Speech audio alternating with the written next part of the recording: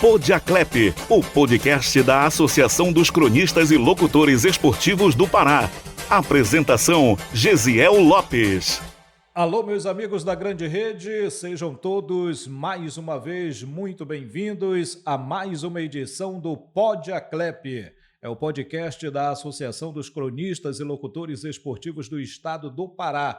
56 anos, hein? Estamos em 2025, em 2027 vem aí os 57 anos dessa instituição que congrega todos os cronistas e locutores esportivos espalhados por todo o estado do Pará. A cada episódio, um convidado diferente, com uma história diferente, uma história toda sua, mas que marca a sua trajetória neste mundo da comunicação esportiva. Quero convidar você a se inscrever no nosso canal, a compartilhar a nossa live, deixar o seu like, o seu comentário, apertar o sininho e fazer parte da família clepiana nas plataformas digitais. Nós temos também o nosso Instagram, hein? O @aclepoficial. Muito material interessante para você aí no Instagram da Aclep. Vamos logo dar as boas-vindas para ele. Ele é conhecido aí como o Espiga, o Espigão. Muitos anos já nessa história, apesar de ser novo, hein? Tem 44 anos só, mas já começou cedo aí na trajetória chamada comunicação e a comunicação esportiva também. Vamos abrir a tela e dar as boas-vindas para Jorge Anderson. Seja bem-vindo. Obrigado, Gesiel. Um abraço. Parabéns aí pelo podcast, parabéns pelo trabalho à frente da nossa associação, parabéns a toda a equipe e uma satisfação estarmos aqui para bater esse papo aí, falarmos muito aí da nossa trajetória, do futebol, enfim. Que tem legal. Muito papo aí para rolar, com certeza. Obrigado. Que legal. Valeu. A gente é que agradece, né, por poder compartilhar. A gente está aqui para saber da vida dos outros. Eu sempre digo isso. E o que a gente quer saber da vida dos outros. A gente vai começar logo com esse pseudônimo, vamos dizer assim, o Espigão, né, rapaz? Um Espigão porque o homem tem uma estatura legal. Qual é a altura aí do Jorge Anderson? Rapaz, eu tô com 1,90 m. 91. Por 1,91 m. Desde cedo, você falou aí, e de fato comecei na comunicação, né, de um modo geral, bem cedo, e com 15 anos de idade eu já era um espiguinho, digamos assim. Espiguinho. Né? Nunca pensou em praticar aí o vôlei, o basquete aí, pela estatura? Na minha adolescência, né, pré-adolescência, eu cheguei a jogar vôlei, gostava de jogar vôlei, né, ensaiei alguma coisa no basquete, mas o futebol tá na veia também, na prática. O futebol foi mais forte, né? E eu gosto de jogar. Estivemos agora recentemente lá no futebol da Clep, né? Aliás, parabenizar também pela qualidade do campo, do clube de um modo geral, né? Pela qualidade também das pessoas que estiveram lá, num futebol muito agradável. E acho que é importante fazer esse registro também, Gesiel. Você está falando da nossa resenha da Clep, né? A resenha da Clep, ela acontece toda segunda-feira, a partir ali das 15h30, a gente reúne a turma que pode, né? Sim. Porque o grande lance é o seguinte, para o profissional de comunicação, seja ele de esportes ou não, sábado e domingo não existem, né? Aliás, já começa na sexta, no sábado e no domingo. Então sobra segunda-feira, às vezes, porque hoje o calendário esportivo nós já temos jogos aí segunda, terça, quarta, quinta, sexta, sábado, domingo, daqui a pouco manhã, tarde e noite, né? Manhã, tarde e noite. Agora já inventaram um novo horário aí, 19h35. 19h35. Então, às vezes sobram as segundas-feiras. Então é o momento ali de quem pode, né, de quem não está no ar, quem não está aí nas redações, enfim, nas produções, quem pode vai lá conosco, bate uma bola, joga uma conversa afiada, bate um papo, só não fala mal de ninguém, né, mas bate um papo lá na Aclep. Hoje, Jorge Anderson, o que é que anda fazendo? Eu sei que você está aí com o seu programa toda sexta-feira, né? Na Rádio Clube do Pará, o Top Pará. Top Pará na Rádio Clube, todas as sextas-feiras, né? Estamos fazendo as transmissões na Rádio Clube, né? Do futebol, as transmissões esportivas de um modo geral. Né? Temos outros projetos aí no segmento também do futebol, mas já com o trabalho de representação de atletas, né? E outros trabalhos aí também nessa vertente do esporte. A própria vertente do futebol amador, né? Do futebol Pelada em si, com projeto também na TV Cultura, porque é de fato um público que está aí, um público que existe, um público muito forte, mas que muitas das vezes fica esquecido, né? Não tem o devido olhar, muitas das vezes com aquele preconceito, quando na verdade é de lá que é a essência do futebol, né? O futebol ele surge do aterro, do campo, da várzea, da pelada, dos campos não só aqui na região metropolitana, do interior, enfim, essa é a raiz do futebol, essa é a identidade do futebol. Então, é um público muito forte, que faz, que tem essa prática, mas que muitas das vezes, ou na grande maioria das vezes, não tem a visibilidade que deveria ter. Esse público aí, esse movimento chamado futebol pelada, que é antigo, né? De muitos anos, né? Ali pelos anos 70 já se ouvia falar em futebol pelada, já era algo forte que estava começando, né? A bola do final de semana, do sábado, do domingo pela manhã, é um dia tradicional, aliás, é o sábado à tarde ou domingo de manhã, né? Aquele primeiro horário ali, a partir das 7 até as 10, 11 da manhã. E cada vez mais isso veio crescendo e hoje já é uma marca consolidada que precisa ser um pouco melhor olhada, né? Muito. E você que vive nesse meio sabe muito bem. É um meio, Gesiel, e quando você falou, por exemplo, nessa questão dos anos 70, eu vou até muito mais atrás, porque né? o futebol, e é uma coisa que me encanta muito, sempre me encantou muito no futebol, até por conta da minha formação, porque de fato eu não sou jornalista, né? Comecei cedo na comunicação com 15 anos, né? Vim por todo esse processo, rádio, televisão, transmissões e tudo mais. A minha formação é história, sociologia, filosofia, essa pegada, sabe, de uma humanas. Metamorfose ambulante. Né? Também, não deixa de ser, sempre está se transformando, né? E você falou, e aí remetendo ao que você falou, a história do futebol é uma coisa que me fascina também, né? Todo o processo de história, como surgiu o futebol, como o futebol chegou no Brasil, como ele foi usado pelos poderes, né? E quando você traz isso para o futebol amador, é uma coisa fascinante, porque você identifica isso, inclusive aqui no norte, aqui em Belém e na região metropolitana. Porque quando você observa a história do futebol, quando ele chega ali no fim do século XIX, né? Início do século XX, com aquela questão das classes, dos movimentos operários e tudo mais, quando chega ali no período entre guerras, o futebol ele foi usado pelo Estado, pelo período no período do Estado Novo, né, de Getúlio Vargas, ele foi utilizado como um instrumento, né, e o Getúlio enxergou aquilo no período ditatorial dele. Esse Getúlio sempre enxerga, né? Muito antes, né? É verdade. Então ele enxergou que o futebol, antes uma coisa elitizada, estava se popularizando, né? E ele utilizou isso. E o que é que ele fez isso em todo o Brasil? E a gente observa aqui também. E isso você aprende também na prática, vivendo o futebol pelado. Você quer um exemplo fantástico disso? Ali no Tenoné, o campo do Tenoné, você vai no Augusto Montenegro, São que Pedro, até então, né? Você tem você tem mais lá o São Pedro, mas antes, logo na entrada do Tenoné, você tem o campo ali do Tenoné, né? Logo ali na entrada. Lá no início do século XX, ali era a estrada que ia para Iquaraci, né? A Augusto Montenegro, né? Era a estrada que ia para Iquaraci, a Pinheiro, né? Tinha a Fazenda Pinheiro, né? A região ali era tudo fazenda.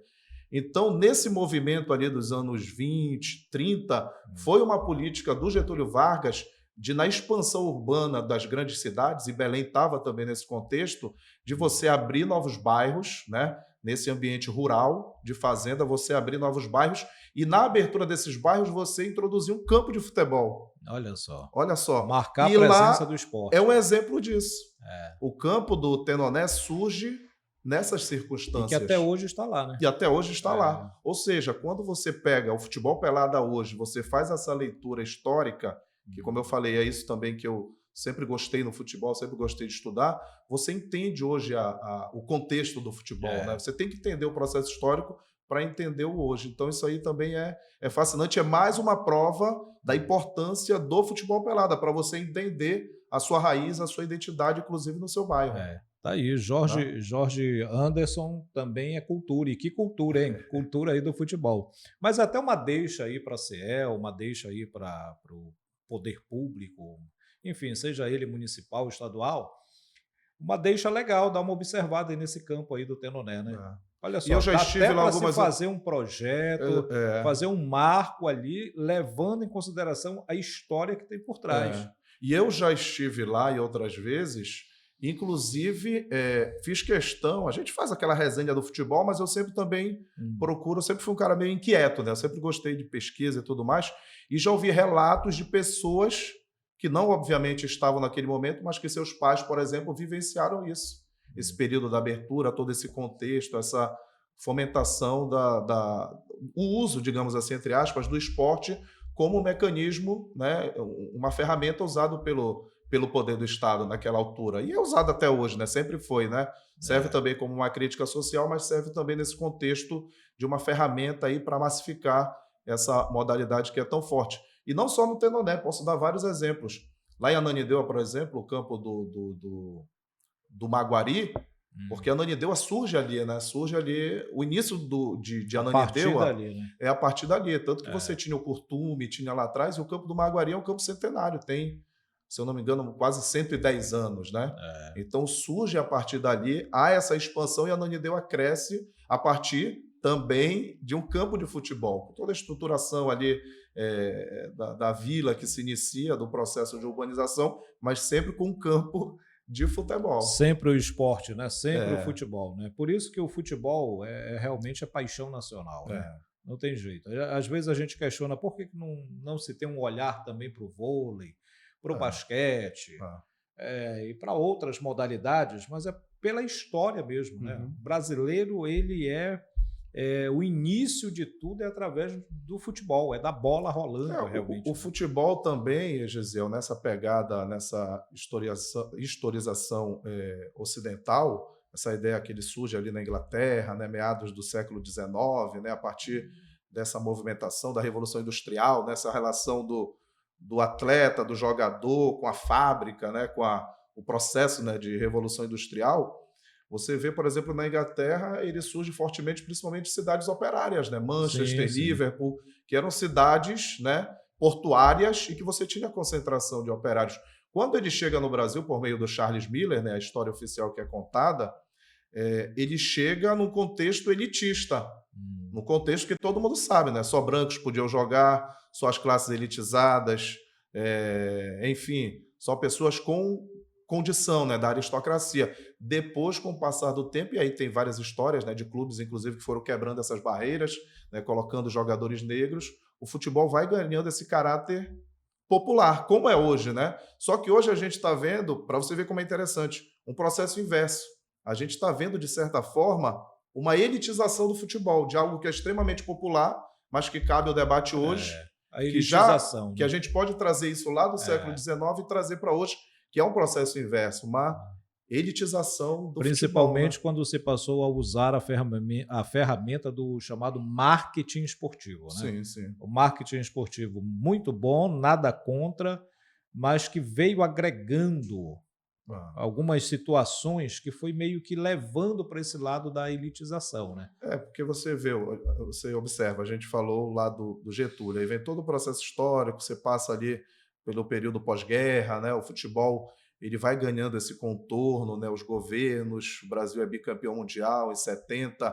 Os olhares vão aumentando, né? Exatamente, ali você tem uma ideia de um nacionalismo, né? no Brasil, o futebol incorporado nisso. O Brasil conquista o tri na ditadura, todo mundo sabe as circunstâncias em que o regime militar utilizou o futebol. Você entra nos anos 80, vem aquele processo de redemocratização, a democracia corintiana ficou muito, muito explícita, né? Quando já entra aqui no início dos anos 90, já anos 2000, com o processo neoliberal cada vez mais fortalecido, você vê justamente isso que você falou, né? O futebol cada vez mais como um negócio, né? Como um grande agente de movimentação desse neoliberalismo, né? O contexto econômico absorveu o futebol justamente. E aí eu acho que é uma crítica importante no futebol, porque é importante, sim, hoje você ter, o futebol é um grande negócio, você ter as grandes transações, só que quando o poder da grana, do capital, supera a essência do futebol, acho que é aí que é o problema. É a raiz, né? Porque você coloca à frente o negócio e a essência fica embaixo, fica abaixo. Então, você tem que ter uma forma, eu não sei se isso é possível, porque a gente está falando de grana, né? E quem quer grana quer mais grana. Business, negócios. Quem Quem só olha o capital quer capital. Não está nem aí para a qualidade da competição, do evento. Ele quer fazer negócio. Então, acho que hoje o grande dilema do futebol, né, no contexto geral que a gente está tratando, acho que é esse. E eu não vejo no horizonte assim uma coisa de o futebol vai ter aquele encanto. Isso perdeu. Aquela romantização como teve. A magia do futebol, né? Que a gente possa ter, que esse espírito esteja nos torcedores e em nós, mas analisando friamente, eu sou cético quanto a isso. E, lamentavelmente, até quando se fala de seleção brasileira, não se vê mais isso. É mais um reflexo disso. Não se vê mais esse amor à camisa, amor à pátria, né? Já começa que a escalação da seleção brasileira, somente 90, para não ser totalmente radical, 99% são jogadores que atuam fora da nação, fora do país, né? Cadê os jogadores lá do Maranhão? Cadê os jogadores aqui do Pará? Cadê os jogadores lá de Manaus, de Roraima, do Tocantins, né? Enfim, das regiões. Não se tem. Esse é um questionamento. Não se tem. É uma seleção brasileira importada. Cadê o critério para convocação da seleção brasileira? Porque gira em torno do sistema chamado negócio, business, né? Dinheiro. E existe um grupo, hoje o futebol está nessa pegada, né? Seja o futebol europeu, a América Latina de um modo geral, é um reflexo do que é o futebol, claro, dentro das nossas proporções. Existe um grupo que domina o mercado do futebol brasileiro, mercado de transação de jogadores. Então, é esse grupo que vai determinar. É esse grupo que vai dizer. Claro, com uma ou outra exceção, obviamente, mas é um grupo, né, que tem os seus interesses, que tem os seus negócios, inclusive... Que tem os seus investimentos, né? Exatamente.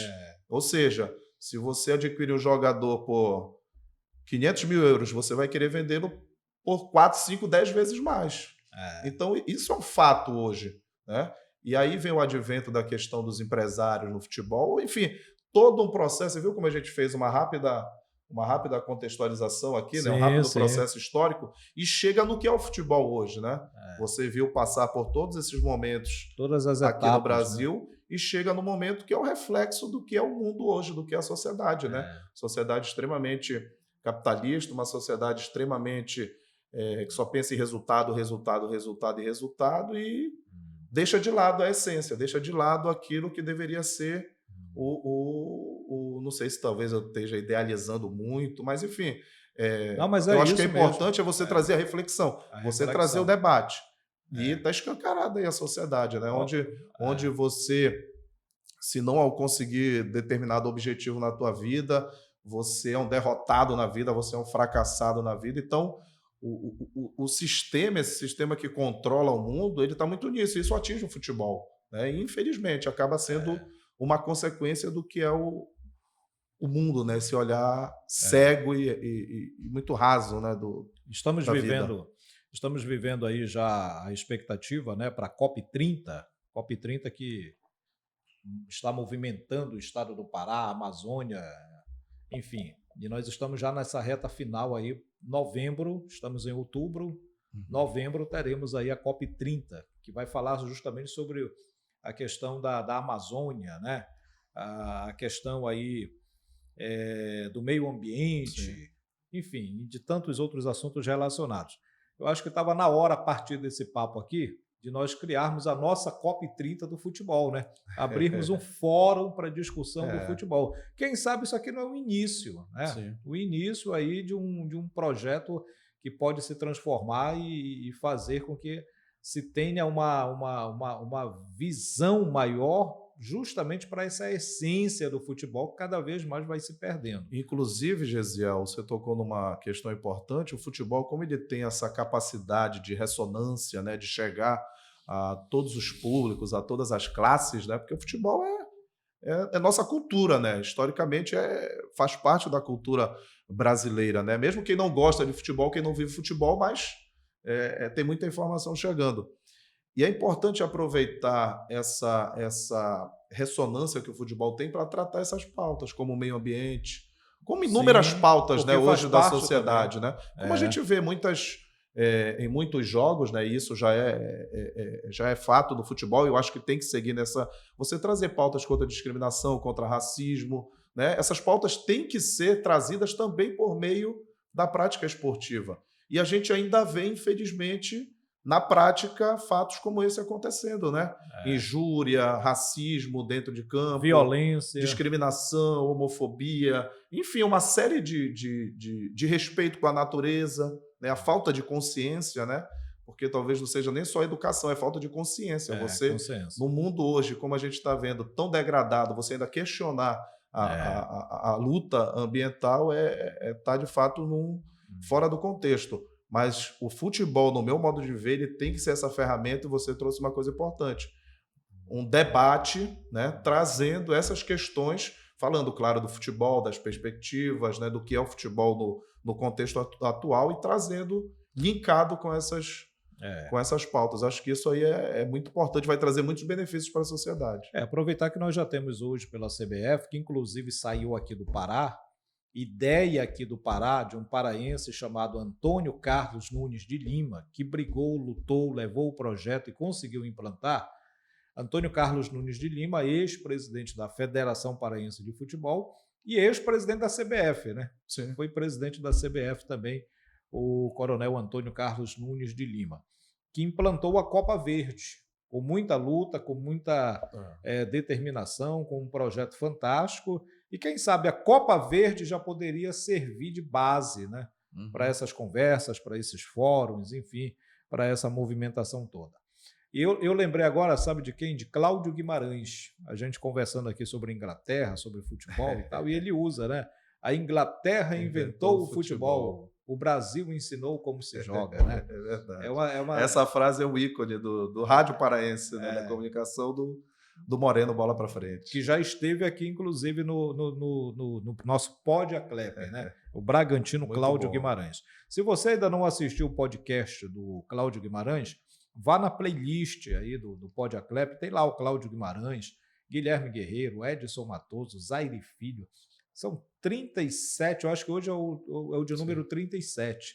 Então tem muitos episódios interessantes aí, cada convidado com uma história fantástica. Bom. Espigão, da onde? Quem foi que disse assim, pô, o cara é alto, o cara é uma escada, rapaz, vamos para Espigão, vai ser Espigão. Aliás, que também quando você participava aí nas reportagens, né, diziam o seguinte, tem confusão? Foi na tem época confusão, chama o Espigão. Na época do jornalismo, né? Que eu era repórter ativo de rua na Rádio Clube. E aí aproveitaram essa coisa do Espigão e trouxeram esse slogan também, né? Que sempre tem os problemas da cidade, as confusões, as tretas, enfim. E a gente trazia isso sempre com uma pegada mais... Né, não aquela coisa muito... pelo menos eu buscava isso, aquele jornalismo muito sensacionalista. Não, né? E aquela coisa trazer com uma pegada... tornar, de certa forma, a coisa mais leve. Agora, a história do Espigão surgiu com o próprio Tomaso e com o próprio Gel Araújo. Foi? O Gel, inclusive, apelidava, sempre fui alto, assim, magro, né? Chamava de Mapa do Chile. Saudoso Gel Araújo, quando eu comecei na rádio. Porque eu comecei na Rádio Clube, me introduzi na comunicação com 15 anos de idade. Então, você imagina, né? Poxa, adolescente, feras, comprido, magro, aí... pegou rápido. O Tomás veio com a ideia da espiga de milho, espigão. Aí o Ventinho gravou a vinheta. Cadê o leite da espiguinha? Logo depois eu tive minha primeira filha, né? E o Gel também fomentava e pegou até hoje, né? Hoje nas transmissões, né? Antes dos jogos, entra a vinheta. Vem aí o Espigão da Clube. O Espigão da Clube. E nesse seu tempo de jornalismo, de rua, de estar ali no meio do povo, teve alguma situação assim interessante que você viveu? Meu amigo... são muitas, né? Porque na verdade não foi um período tão longo, né? Porque eu não estava... Foi no meu retorno, inclusive, para Belém, para a Rádio Clube. Eu não estava aqui em Belém. Eu voltei para o jornalismo da Rádio Clube, né? Com o Nonato Cavalcante, para ser repórter de rua. E automaticamente voltando também aos poucos para o esporte, né? Através do convite, do convite e do... Como é que eu posso dizer? Quem de fato... me levou até o Nonato foi o nosso saudoso também Carlos Estácio, né? Ficou sabendo que eu tinha retornado para Belém e falou, e o Donato de pronto aceitou, abraçou e eu fiz esse período, que foi um período não muito longo, foi curto, um ano, pouco mais de um ano, acho que não chegou a 2 anos no jornalismo. E houve sim fatos interessantes, né? Você saía na viatura 690? Isso, exatamente, no dia a dia ali da confusão da cidade, né? Trazendo essas pautas.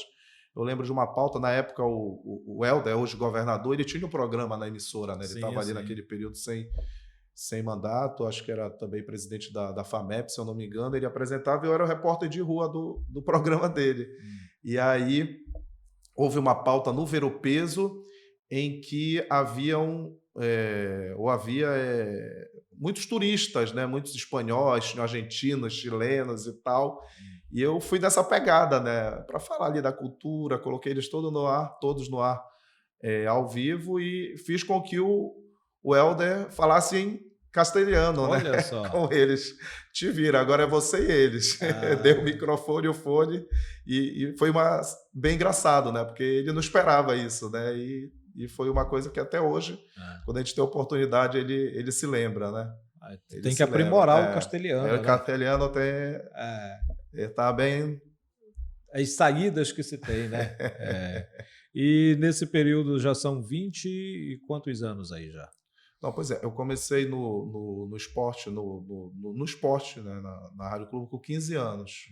Então hoje eu já estou com 44. Claro que houve um período aí que eu já fiz mais atividades independentes, fiquei com outros projetos, né, como esse hoje do futebol, a questão dos atletas, dos jogadores, né, observando aí no Brasil e na América do Sul, mas já vou aí para 30 anos, né?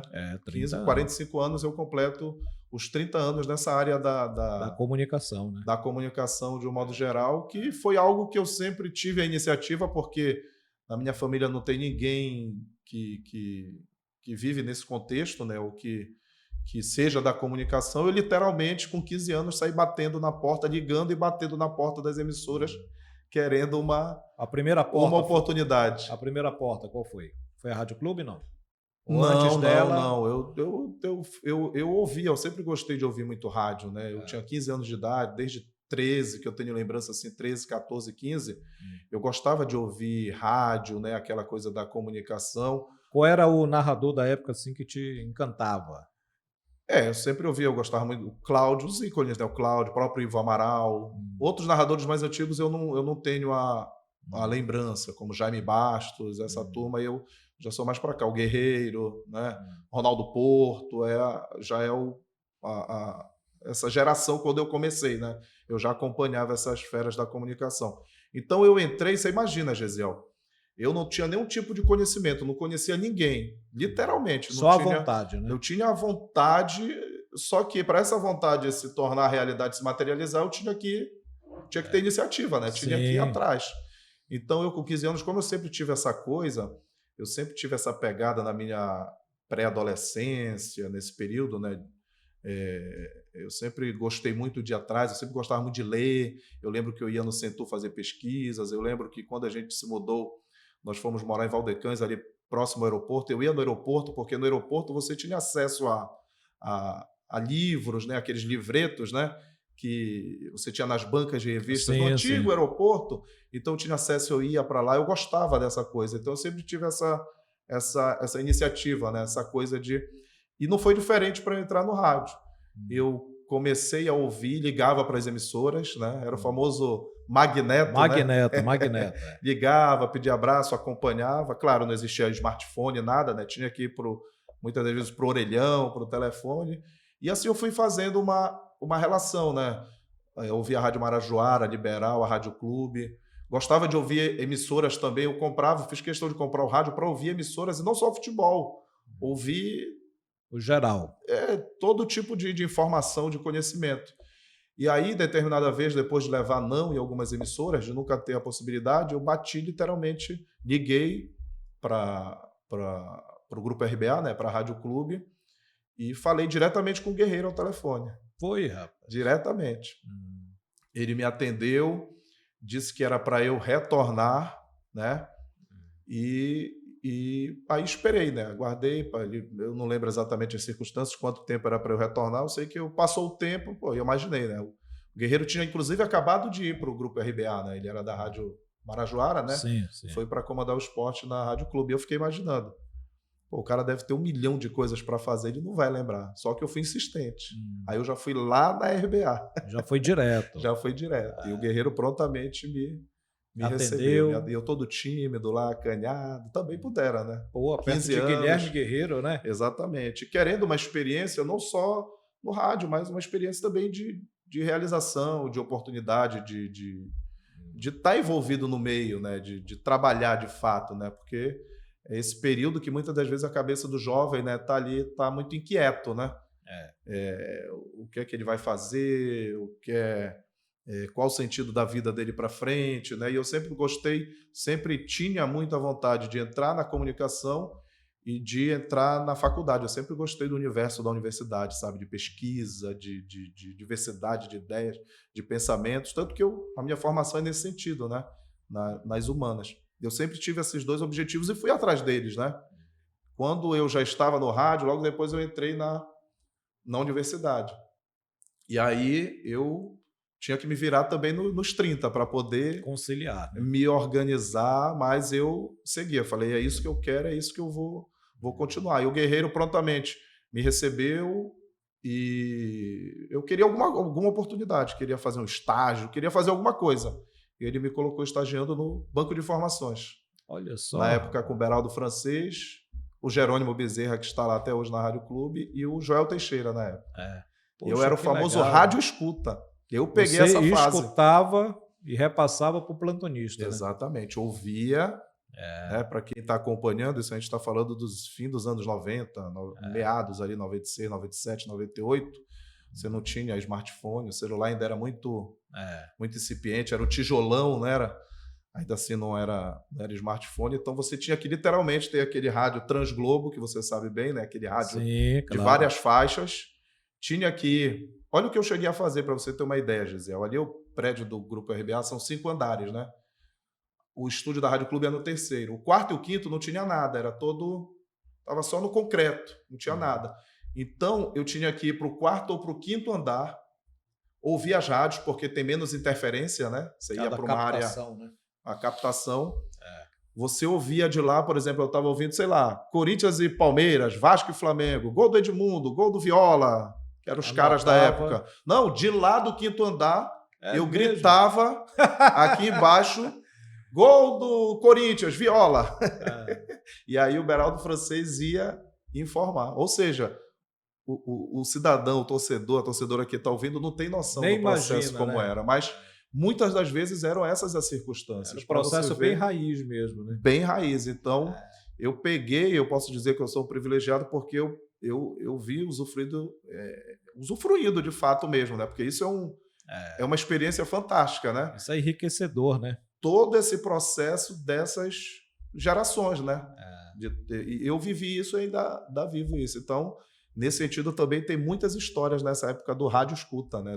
Você ouvia inúmeras rádios do Brasil e do mundo, campeonato espanhol, campeonato português, italiano, você tinha que ouvir as emissoras portuguesas, espanholas, italianas. Você não tinha hoje a Série C, a Série D, todas as divisões são transmitidas na TV. E tudo na palma da mão também, né? E eu na palma da mão. Então, nesse período, fim dos anos 90, não. Você tinha que período era no pé do ouvido, né? Tinha que ouvir e procurar a posição do rádio, chiando ali aquela coisa, enfim.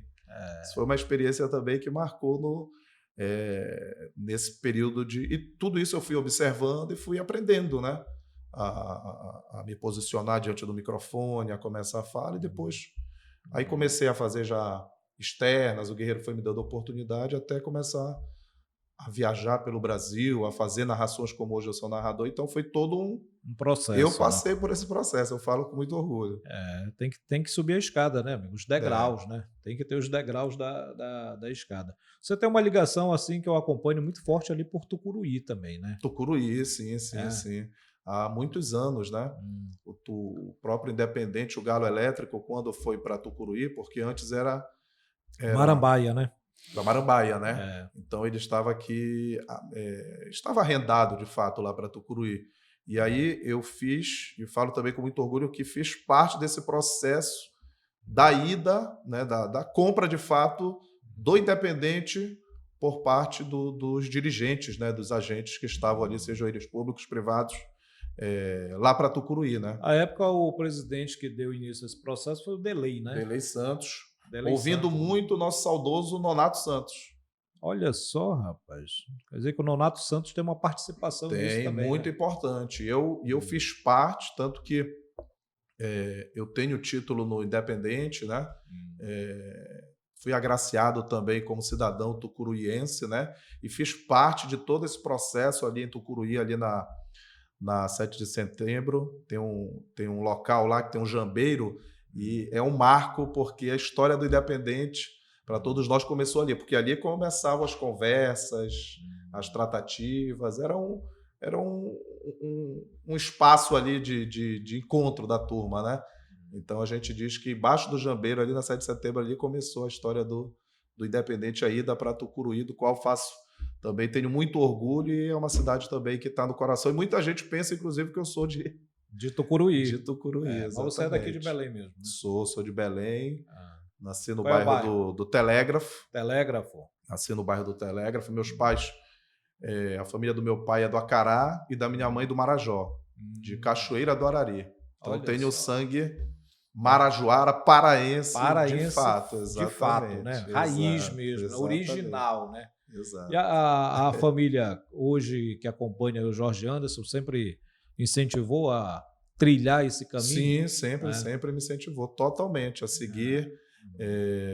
Eu sempre tive essa iniciativa, né? Então eles percebiam essa minha iniciativa e até porque nunca imaginavam, né? Um filho seguindo nesse rumo da comunicação, mas foi uma coisa minha mesmo, né? Uma coisa que eu sempre busquei, né? Como eu te falei, de seguir no ramo da comunicação, de aprender, de viver aquilo, né? De no momento estar do lado de fora e querer estar fazendo parte disso, né? Na parte de dentro, vivenciando esse ambiente, eu sempre gostei disso. E a minha formação acadêmica, né? Que depois eu acabei não seguindo, né? Apesar de que hoje eu continuo com os meus trabalhos, nós temos grupos, né? E isso acho que é importante falar. Hoje nós temos muitas pessoas, quer dizer, muita gente que não segue a vida acadêmica, né? Que não ou que concluiu ou que se formou, mas que continua, né? Estudando, pesquisando, se encontrando, reunindo. E eu sempre tive essa coisa na minha vida também. Nesse período antes de eu entrar no rádio, eu era um jovem que fazia tudo, corria atrás de papagaio na rua, jogava a bola na rua, mas tinha também essa minha pegada de querer pesquisar, de querer entender o mundo, sabe, essa coisa. Então eu tinha essas duas visões, né? E eu tentei de alguma forma alcançar o objetivo nos dois, né? Que era ter a minha formação, entrar. Eu tinha vontade, inclusive, de ser professor, gostava muito de história, né, da língua portuguesa, gostava de... Você é formado nessa área estudo, sociologia, Sociologia, história, né? Cursei filosofia. Então é o que eu estudo ainda hoje, né? Hoje eu estou muito apegado à questão da teologia crítica, né? A crítica aos movimentos, às questões institucionais, religiosas. Eu estou muito nessa pegada. É aí que eu te digo, tem muita gente que segue, mesmo não estando no ambiente acadêmico, mas que segue com reuniões, com grupos, sabe? E ainda mais importante. hoje com a condição da internet, né? Você tem encontros, reuniões, não só aqui em Belém, até fora, né? Em outros estados. Claro que depende muito das circunstâncias, da agenda de cada um, mas é uma coisa que eu sempre vou levar também. Eu sempre quero estar. E é uma crítica que eu faço também ao ambiente do futebol, porque cá para nós, eu até fiz uma entrevista no nosso podcast no Espia com o Hélio dos Anjos. E o Hélio gostou muito quando eu entrei nessa seara, e nós tocamos agora há pouco, de trazer essas pautas para o mundo do futebol, né? Sim. Porque muitas das vezes não se quer trazer, não se quer tocar. Né? Às vezes não se tem interesse também, né? É porque são pautas extremamente atuais e que são relevantes para a sociedade. E eu trouxe essas pautas com o Hélio, e ele gostou porque ele falou que nunca tinham tratado isso com ele, né? E, o treinador da experiência do Hélio dos Anjos. Ele já tinha sofrido racismo, né? E eu disse para ele, e dei a minha opinião, dizendo que, infelizmente, eu falo isso e não falo com orgulho, o ambiente do futebol é um ambiente extremamente limitado, né, de pensamento, de reflexão. É um ambiente, muitas das vezes, até ignorante, com todo respeito, mas é um fato, né, porque as pessoas não querem tratar desses assuntos, né? E o Hélio falou, foi importante você trazer isso, ele me explicou, tem até se puder, quem quiser pesquisar, Espia com Hélio dos Anjos, porque era um cara, eu já tratei com outros, mas era um cara que eu queria ouvir também nesse sentido, entendeu? A gente falou de futebol, falou de Paysandu, na época ele treinador do Paysandu, mas foi uma coisa que ele se interessou muito e gostou, né? Porque no próprio ambiente do vestiário, ali, do dia a dia dos jogadores, o ambiente continua um ambiente muito preconceituoso, né? De muita discriminação, de não querer tocar nessas pautas. Por exemplo, você falou um fórum sobre meio ambiente, você trazer atletas para tratar e para discutirem como esse tema é tratado no ambiente do futebol. Acho que isso é uma questão, eu já vejo isso no Sul e Sudeste acontecendo, mas que a gente pode ser também um precursor aqui para o norte do Brasil e trazer isso aí. Pronto, vamos tornar isso realidade, hein? Vamos tornar isso realidade com certeza. Vamos abrir a tela aqui, Alex. Vamos ver o que, é que nós temos aqui na tela do nosso Pod Aclep. Rapaz, essa aí é boa. Olha aí. Aparece Jorge Anderson e esse 10 aí. Carlitos Teves. Olha só, rapaz. Rapaz, o jogo do Mangueirão. Eu vinha de um evento, não deu tempo. Isso aí eu estava na Rádio Marajoara, eu tinha saído do SBT, né? E aí... Você esteve no SBT naquela época do Matoso? Do Edson Matoso, foi. Eu acho que fiquei 4, 5 anos no SBT, né? Poxa, legal. Foi uma grande experiência na televisão, né? Me abriu as portas assim de uma forma fantástica, como também as transmissões na TV Cultura, né? As narrações na TV Cultura. Lá atrás, antes, eu já tinha tido uma experiência com Paulo Cecim, saudoso Paulo Cecim. Sim, mais TV na época, na TV, né? Nesse caso foi na TV Cultura. TV Cultura também, né? Ele também, naquela oportunidade, tinha me dado essa possibilidade de já conhecer um pouco do universo da televisão. Esse jogo eu vinha de um evento, olha como eu vi todo social, não deu tempo de ir. Olha o sapatão aí brilhando, deu uma engraxada legal no sapato. É porque eu estava palestrando no evento, eu estava participando de um evento, era acadêmico inclusive, e aí não deu tempo de ir colocar, de pegar o material da emissora, né? Então vai assim mesmo. Vai assim mesmo, foi sapato social e tudo. Era o jogo da Série A, Paysandu e Corinthians. Só que aqui tem um detalhe interessante. Os jogadores, era um jogo transmitido pela TV Globo, eles não poderiam dar entrevista para as emissoras, para as demais emissoras, só para a TV Globo, né? Por conta da detenção dos direitos. E aí eu chamei o Teves, né? Posicionei o fotógrafo, né? Pedi para ele e coloquei o microfone. Parece que eu estou entrevistando, né? Só que não, eu só posicionei o microfone para dar a impressão de que eu estava entrevistando. E avisei o fotógrafo. Eu vou colocar o microfone próximo da boca dele só para fazer a foto. Só que, de fato, eu não tive nenhum tipo de comunicação, nem em português, nem em portunhol, nem nada.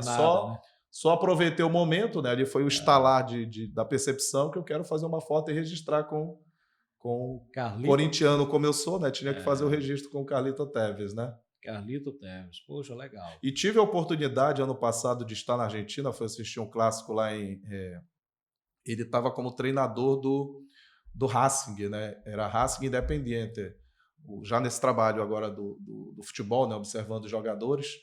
E aí eu tentei de todas as formas, eu estive no estádio, né? Fiz amizade com até pela relação aí do futebol, com a Tele Display, com o pessoal do clube, tentei me aproximar, ia levar, eu estava com essa foto, né? Tinha impresso para ver se ele autografava ou fazia uma selfie com ele, eu segurando a foto e ele, mas aí não foi possível agora, mais recentemente. Isso aí foi 2005, não, 2005, 2004, 2005. Paysandu na Série A, aquele momento marcante do Paysandu. E o Corinthians campeão brasileiro, 2005, exatamente. 2005. É isso. Mangueirão. Tem mais aí, Alex? Vamos lá. Vamos abrindo a tela aí.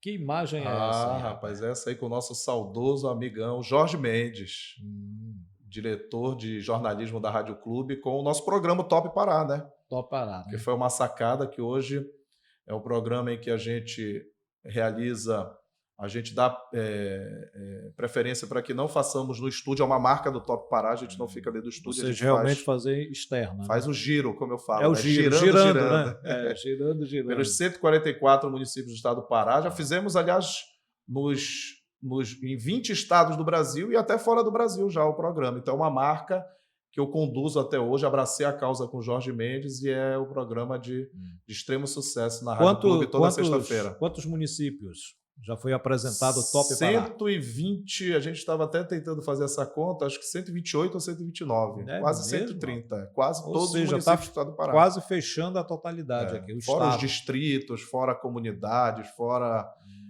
comunidades ribeiras, enfim, onde você imaginar, o nosso programa leva a marca. A Rádio Clube ela é do Pará, eu costumo falar, então a gente tem que levar por meio do programa e já entrevistamos aí inúmeras celebridades, autoridades, pessoas simples, humildes também, né? Que muitas das vezes não têm oportunidade, estão isoladas, estão sem oportunidade, e a rádio acaba sendo esse veículo, né? O veículo muito importante para levar a realidade, né? Então o programa me orgulho muito e fazemos até hoje, e tudo com a ideia também, né? Então, Jorge foi do nosso querido Jorge Mendes, e nós fomos aperfeiçoando, aprimorando todo. Sempre eu priorizo muito isso, o trabalho coletivo, né? Todos pensando juntos para trazer, e foi com a mente brilhante. Ou Jorge seja, Mendes era diferenciado. O criador e a criatura. É verdade. Verdade. JJ. Grande Mendes. Quantos anos já tem o Top Pará? Tem uns 10 anos já, meu amigo. 10 anos, Mais de 10 anos já o programa. Já. Muito tempo mesmo. Eu não tenho, é uma dificuldade que muitas das vezes eu tenho, é de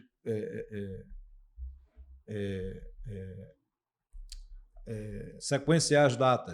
Ter uma definição assim fechada de data, sabe? Eu tenho essa, mas já são uns 10, 11 anos exatamente, entendeu? Tem uma década. Por aí, mais. Vamos lá, Alex. Olha essa foto aí aberta. Kleber Machado e companhia. Exatamente, esse aí foi... Kleber ainda estava na Globo, né? Estava na Globo, exatamente. Eu acho que tem uns 2, 3 anos também, né? Sempre que eu vou a São Paulo, eu vou lá em Itaquera, né? Sou corintiano, gosto daquela coisa da Zona Leste, lá de São Paulo, entendeu? E em uma das minhas já muitas idas lá em Itaquera, eu fiz questão de ir lá na cabine da TV Globo fazer esse registro aí com essas feras, né? E por conta também da ocasião do evento, né? Da passeata do Raul, que acontece todo 21 de agosto. Todo ano você vai lá, né? Todo ano também. Esteve lá esse ano já? Estivemos esse ano. É 21 de agosto, né? Todo 21 de agosto. É algo fantástico, né? Eu curto muito a obra, né? De grandes artistas do Brasil, mas fundamentalmente de Raul Seixas, porque é um cara que enfim... dá outro programa, se a gente for falar aqui. É um tributo a Raul Seixas. Exatamente. Para você ter ideia, Gisele, 21 de agosto é a data da morte do Raul. Ele morreu 21 de agosto de 1989. Tá?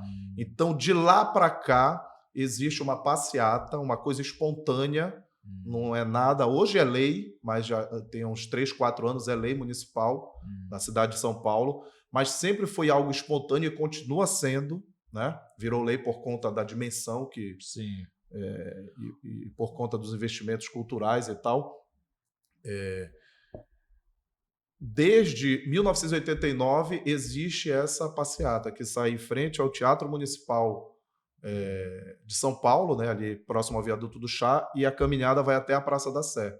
Mais de 30, 40 mil Raul Seixistas do Brasil todo. É o único artista no Brasil e talvez no mundo que tenha essa homenagem, desde o ano da sua morte.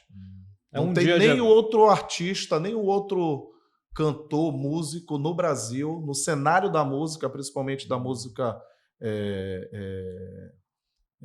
A força de Raul Seixas, né? Exatamente. Do legado vai até hoje, exatamente. Vai então, até hoje, né? Desde 1989. Alguém da família participa lá do Raul Seixas? Filha? Da minha família? Não, lá do Raul. Sim. Filha. A filha dele, a Kika Seixas, né? Tem oportunidade que ela vai, porque existem vários movimentos no Brasil todo, né? Em Salvador, Raul era baiano, em Brasília, no Rio de Janeiro, então depende muito das... Aqui em Belém tem um movimento fortíssimo, Gesiel. É mesmo? Quando você tiver oportunidade, esse ano foi lá em Coraci, eu estava viajando, não estava aqui no estado, não deu para eu ir. Vamos lá no que vem. Ali no na acústica ali de Coraci, né, na Orla, também casa cheia. Um abraço a toda a turma aí que curte Raul. E o Raul, o Valmont, nosso amigo Valmont, que gosta da frase que eu uso. O Raul foi o cara que musicalizou a filosofia, então ele é diferenciado, né? Quem ouve Raul é porque você pode ter certeza que tem assim que é diferenciado. Um diferencial, né? Eu também gosto muito de Raul Seixas. Sai do senso comum, sai da bolha. É uma viagem. Cada música dele está é uma história, né? está em órbita, como né? estamos aqui em órbita. Qual é a música preferida sua do Raul Seixas? Tem várias, né? Aí tem várias. Eu gosto muito do Medo da Chuva, né? Medo da Chuva, tem várias. Tem as mais famosas, recorrentes, né, que tocam mais, Medo da Chuva, Guita, Metamorfose Ambulante, Maluco Beleza, Ouro de Tolo, exatamente. Então, isso, inclusive, tem um detalhe, as músicas do Raul, porque tem muito cunho, tem muito conhecimento nas letras dele, né? Tem muito, você pega a obra do Raul, tem Freud, tem Nietzsche, tem Aristóteles, tem de tudo. O Raul jogou de tudo na música dele. O Raul era um maluco beleza mesmo? Um maluco beleza, de fato. Um maluco beleza, né? Porque o maluco beleza, até o conceito de maluco beleza foi meio que deturpado, né? Você criou um estereótipo. O que é o maluco beleza? A própria música, se você lembrar, ela diz, né? Enquanto você se esforça para ser um sujeito normal e fazer tudo igual. Ou seja, jeito aprendendo a ser louco. Ou seja, é justamente normal, isso, né? Você sair dessa naturalidade, é você pensar diferente, é você. Isso é o maluco beleza. Não é essa ideia que criaram de bagunça, enfim, é aquele sujeito que deixa de ser normal. É o sujeito que procura sair da casinha, né? Sair da caixinha da casinha. Caixinha da casinha. O Raul dizia, chato ser normal. Ele tinha uma frase também que dizia, a arte de ser louco é jamais cometer a loucura de ser um sujeito normal. É legal. Então, maluco beleza é isso, é o cara que sai resumindo, que sai do senso comum. É verdade. É o cara que não quer ser aquele sujeito normal, fazer tudo igual. Ele quer pensar por ele mesmo, ter autonomia de pensar por ele mesmo. Né? Isso mesmo. Raul Seixas é fantástico, né? A turma que curte Raul Seixas está de parabéns. Eu gosto muito também. Temos que fazer uma resenha lá na Clep, depois da bola, fazer uma... Pronto, na próxima segunda-feira. Rapaz, o Edu Zoeiro colocou lá uma sequência de Raul no carro lá também, foi uma viagem. Então, pronto, na próxima segunda-feira a resenha na Clep será o tema Raul Seixas, tá? Lá na Clep. Então, em cada, isso a gente chegou a fazer um tempo, em cada pós-jogo coloca um artista, seja ele nacional, internacional, entendeu? Local, exatamente, entendeu? É um pós-bola também diferente. Para começarmos a resenha. Né? Só para iniciar, e deixa a música fluindo lá para... estimular a mente. Eu sou um cara muito musical, eu gosto muito de música. Música é fantástico. A música faz a gente refletir, faz a gente pensar, agir, faz a gente, às vezes, até recuar, faz a gente parar. Música é um conselho, né? Agora, lógico, música realmente com qualidade, música que tem letra, que tem filosofia, que tem pensamento, que tem ideologia. Que tenha inspiração. Que traz a reflexão, né? Que traga a reflexão. E essa inspiração ela é divina. Essa inspiração ela é desse eu superior.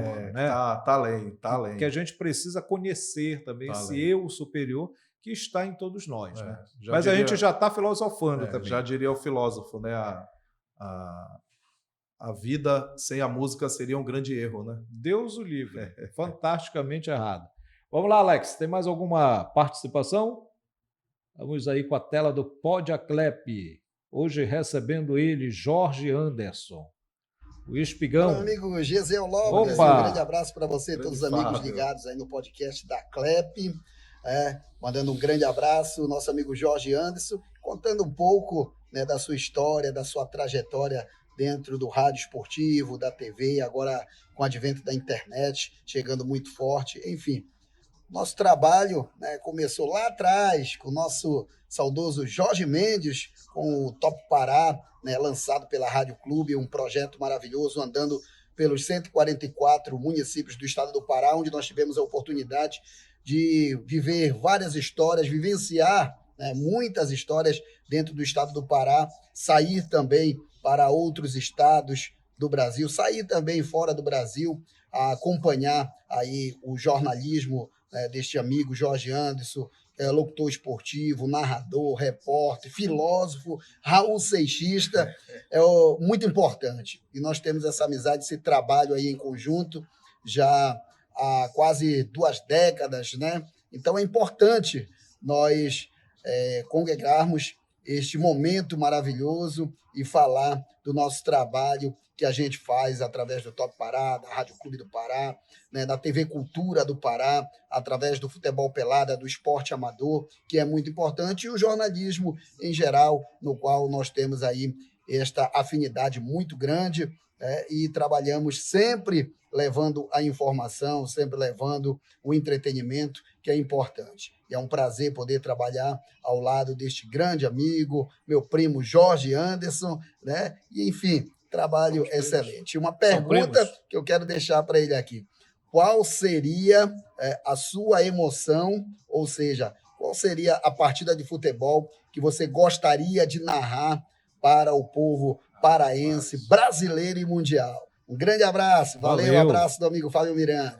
Valeu. Vocês são primos mesmo? Somos primos mesmo, de fato. Poxa, que legal. Meu pai, seu Jorge, é irmão da tia Maria, que é a mãe do Fábio Miranda. E o nosso aniversariante, né?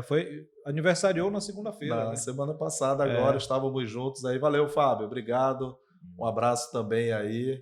E é nosso primo, parceiro, amigo, irmão do Top Pará, na Rádio Clube, né? Temos também muitas histórias girando esse Brasilzão aí, esse mundão, ao lado do Fábio Miranda. E com relação à pergunta dele, rapaz, a gente estava até em Maracanã, nós trouxemos o pessoal, o staff do União da Madeira, né, para fazer um projeto lá em Maracanã, e a gente estava conversando sobre isso, né, porque ali observando os jogadores, os atletas à beira do campo, a gente falava o seguinte, que nós que temos essa oportunidade e esse privilégio, Gesiel, de narrarmos aí futebol, né? Sim. Do estado do Pará, para essa imensidão, para essa multidão, seja aqui, seja no Brasil todo, a gente não pode esquecer de uma coisa, que é justamente o futebol ali na beira do campo, né? Claro, com certeza. Eu adoro isso, cara. Eu adoro, né? Eu entendi a pergunta do Fábio para dizer um jogo, né, que eu teria a vontade de narrar, um sonho. Claro que você tem sonho de narrar decisão de Copa do Mundo, decisão da Champions e tudo. Mas eu quero trazer justamente para isso, que eu acho que é um privilégio também quando a gente tem a oportunidade de estar ali na beira do campo, na chuva, no sol, naquela resenha, a galera batendo papo, que é uma coisa que a gente, inclusive, deixa de mensagem para os novos valores que estão. E geralmente quando eu, por exemplo, faço essa transmissão na beira do campo, enfim, no interior, nos clubes, quando nós somos chamados, sempre tem alguém que tem um sonho também. Eu faço questão de chamar esse alguém de vir participar. Às vezes tímido, às vezes... E a pessoa aquilo fica marcado para a história da pessoa, como marcou a minha. Então não vou esquecer isso jamais. Então faço questão. Nós estivemos agora em Marapanim recentemente também. Tivemos a oportunidade de dar uma palhinha lá, de transmitir, e tinha um garoto lá que tinha um sonho também. Eu falei, vem pra cá e tu vai participar com a gente. Pronto. Fizemos vinheta. Rapaz, foi algo fantástico. O garoto chorou, se emocionou. Então, é algo que lembra também o nosso início, entendeu? Então, acho que pegando o gancho do Fábio, que foi muito bacana, eu quero trazer essa mensagem, né, de que a comunicação, ela te abre um leque fantástico. Aí é você abrir sua mente e ver as oportunidades e tudo que gira em volta. Comunicação, ela te leva a muitos caminhos, né? Muitos caminhos. Vamos lá, Alex. Tem mais aí? Vamos continuar aqui com a participação para Jorge Anderson. Olá, José. Olá, Jorge Anderson, grande parceiro, meu irmão, na verdade. José, primeiro eu quero agradecer por abrir esse espaço, né, e poder participar desse bate-papo aí com essa fera. José, são tantos anos de parceria entre eu e Jorge Anderson, né, através do programa Top Pará. Bota aí de estrada mais de 15 anos. E foram muitas viagens, muitas resenhas e muito aprendizado também, diga-se de passagem. É importante que se diga isso. Jorge Anderson, ainda que tenha começado muito jovem no rádio, eu não tão jovem assim, mas aprendi muito com o Jorge, no jornalismo, né? E nessas viagens todas, nessas parcerias. E Eu tenho certeza que nessas nossas viagens, nessas nossas andanças, nossas resenhas, eu costumo dizer, Geisel, uma curiosidade, tá? Que as nossas viagens são 3 em 1. É a viagem propriamente dita, ou no carro, ou no barco, ou qualquer outro veículo. A outra viagem são as resenhas, e as outras viagens é quando começa a se falar do surgimento do mundo. Aí que entra a Bíblia, quem escreveu a Bíblia, começa a se falar sobre tudo isso. Meu amigo, realmente são 3 viagens em uma, mas é isso. E isso é muito importante, que nos engrandece, né? Às vezes, cada um tem uma informação que o outro não tem, e essa troca de conhecimentos é muito importante. A gente, com a nossa idade, bem maior do que a do Jorge, né? E assim a gente vai trocando nossas experiências, nossos conhecimentos. Mas eu fico muito honrado de fazer parte desse rol de amizade aí do Jorge Anderson. Conheço a família dele, o irmão, os pais, que são maravilhosos, o seu Jorge, Dona Guilmar, principalmente, e o Rogério, seu irmão. E além dos filhos, né? Então, Geisel, é muito bom a gente ter essa parceria, como eu disse, eu me sinto honrado por isso. Mas eu queria deixar uma pergunta aqui para o mais conhecido como Espigão. Jorge, e todas essas nossas andanças, ou suas andanças, né? Até pela Europa, e através do Top Pará, qual foi um programa que realmente foi um destaque para você? O que você destacaria assim como o inesquecível? Eu tenho o meu, vamos ouvir o seu. Um grande abraço, parabéns, Geisel. Valeu. O Valmon foi profundo aí na pergunta. Rapaz, você imagina 10 anos, né, de programa, muitas de experiências, de histórias, de resenhas, de viagens, como o Valmon falou. E, de fato, Valmon, um abraço também, satisfação ter a sua amizade, o carinho, a família do Valmon também, ele que tem um diferencial. O Valmon tem esse espírito jovem, eu acho bacana, acho fantástico isso. Além de ser um grande Masterchef, hein? Masterchef da mais alta competência. Homem na cozinha é fantástico. Exato. Homem de Marapani, um exímio dançarino de carimbó. Aprendi muitos passos com ele. Não que eu seja um exímio também, mas estou aprendendo. Tá tentando. Exatamente. O Valmonzinho realmente é diferenciado, como é o Fábio, como é toda a equipe que, felizmente, estamos juntos aí no Top Pará, nos outros projetos. Que legal. Né? Seja no projeto da Talent Display, no projeto da TV Cultura, como o Fábio também expôs. E realmente são, além de grandes companheiros, amigos, camaradas, são irmãos, realmente, né? E essa convivência que faz a diferença e que nos faz essas nossas viagens, que a marca do Top Pará é essa, né? São as viagens. São as viagens. Você buscar aquele olhar que quando você chega num determinado local, muitas das vezes você não conhece, você observa e você traz aquele diferencial para o programa para que o ouvinte que está naquele imaginário do rádio, né, possa se identificar e tentar compreender. Agora, Valmon, para responder essa pergunta, tem inúmeras, meu amigo. Tem a viagem que nós saímos de Quatipuru, olha só, saímos de Quatipuru, né, Belém, Quatipuru, tudo numa sequência. De Quatipuru, já fomos parar em Nova Ipixuna, no extremo sul do Pará, ou no sudeste paraense, né, antes de Marabá. E aí, se for contar o roteiro, como foi a história, vai dar um podcast aqui, né? Tem várias. Agora, eu fiz recentemente aqui em Santana do Capim, que é o distrito ali de Aurora, fizemos um programa, e eu gosto muito disso, de fazer o programa ao ar livre. Fizemos as margens do Rio Capim, a água verdinha, o programa à noite, literalmente as margens. Não era ambiente fechado. Fiz questão, não, vamos fazer nesse ambiente aberto, com a lua bonita, no interiorzão, sabe? Então, foi fantástico, né? O distrito, a população do distrito ficou fascinada, e eu mais ainda, né? Por todo aquele ambiente. É isso que eu acho fascinante no programa. É encantador, né? Trazer esse ambiente. Já fizemos programas em tantos lugares, Valmon, para trazer assim, uma história marcante. Tem muitas. As viagens também. Houve uma viagem que ia...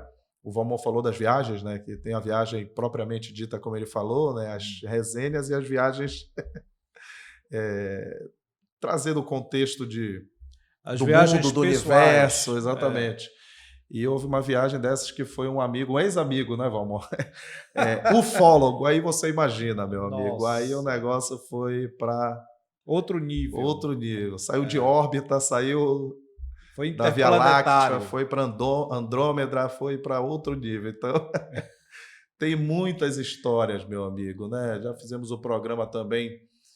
Isso eu estou falando em nível de Pará, né? Já fizemos as margens do Rio, já fizemos de dentro de Uber, já fizemos. De dentro de Uber? O programa rolando e tinha que entrar ao vivo. A gente já entra com a unidade móvel no Uber falando e o motorista segue a viagem para depois ele entender o que estava rolando. Já fizemos na beira de ponte, na beira do rio, lá no nosso Acará também já fizemos atravessando o rio na rabeta, para você ter uma ideia. Então, tem inúmeras experiências aqui que também, de fato, o Valmont foi extremamente feliz. Isso dá um cabe livro, ao programa, cabe. Isso dá um livro. Aliás, até você tocou nessa questão, eu já comecei a escrever alguma coisa. Só, na verdade, não é especificamente do programa, são minhas experiências de vivência, seja no esporte, seja em todos os âmbitos, sabe? Social, cultural, todas as experiências, né, de viagens no Pará, no Brasil e outros continentes. E, inclusive, o título, eu estou pensando aqui, eu achei um título interessante, eu não conto histórias. Ou não, eu não conto lugares, eu conto experiências. Legal. Mas com uma visão sociológica, né, que é a minha formação, né? Não especificamente você trazer, por exemplo, uma experiência, uma vivência do futebol com uma história meramente ali do futebol, porque muita gente já faz isso, mas trazendo um contexto em que tudo se deu, entendeu? Um contexto perfeito, social. Acho que vai ser mais ou menos nessa pegada. Eu já comecei a rabiscar, rascunhar algumas coisas nesse sentido. É um projeto aí para não posso precisar uma data, né? Não sei, mas é algo que está em mente aí. Então, pronto. Deixar o livro do Espiga. O livro do Espiga, tá aí. É um marco também, vai entrar na história. Jorge, obrigado, tá? Obrigado mesmo. Obrigado, meu amigo. Pela participação. Parabéns aí pela sua história, parabéns pelo seu trabalho, parabéns pelo que você faz por todo o Pará, né? Porque já é realmente por todo o Pará, e que esse programa, esse projeto seja cada vez mais top. Obrigado. Que continue sendo esse top Pará. Obrigado, parabéns. Top é o programa também da CLEP aqui. Muito feliz, muito bacana de sempre participar, trazer, né, essa resenha do esporte, da vivência ou das vivências, né, e te agradecer aí, parabenizar também pelo trabalho, todo o corpo diretivo da CLEP. Né, a gente sabe que não é uma tarefa fácil, né? Mas, enfim, você, com toda a sua disposição, com toda a sua dedicação e com a sua competência, trazer o trabalho da associação, né, de todos nós cronistas esportivos do estado do Pará. E uma coisa que eu observo, Gisele, eu acho que é importante já no fim do programa, é que nessas andanças, por exemplo, do Top Pará pelos municípios, eu observo muitos elogios ao trabalho que vocês vêm fazendo na CLEP, viu? Obrigado. Dos parceiros que nunca tiveram essa oportunidade, essa capacidade de ter esse contato e que observam que hoje há essa abertura, esse né? Estreitamento dessa relação, né? Porque a gente fala de crônica esportiva, não é só Belém ou região metropolitana. Com certeza. E o desafio é maior ainda você ter que, né, abraçar toda a questão do Estado. É uma coisa que eu percebo, onde eu vou, todo mundo muito feliz. Claro que tem sempre um ou outro ponderamento, sempre está buscando... Que é normal, né? Se aperfeiçoar, mas de um modo geral, e bota geral nisso, é algo que eu quero deixar registrado, porque é um trabalho que eu acho que é um legado e que você e todo o corpo diretivo certamente estão buscando aprimorar cada vez mais isso, né? Deixar esses braços, esses tentáculos para todo o interior, né? Para os demais municípios do estado do Pará. Como dizer os antigos, para o Interlan paraense. Então, obrigado, Gisele. Valeu pelo espaço, um abraço e valeu aí trazer um pouco das vivências. Valeu. Obrigado. Obrigado aos nossos amigos aqui da Órbita. Para você que quer aí, já está planejando o seu evento, a sua cobertura esportiva, não esqueça aqui da Órbita, hein? Total trabalho de qualidade, trabalho de eficiência e profissionalismo. Órbita é o caminho certo. Um abraço a toda a nossa equipe de produção. Não esqueça de se inscrever no canal, deixar o seu comentário, apertar o sininho e fazer parte da família Clepiana na plataforma digital. A próxima semana tem mais. Até lá. Tchau.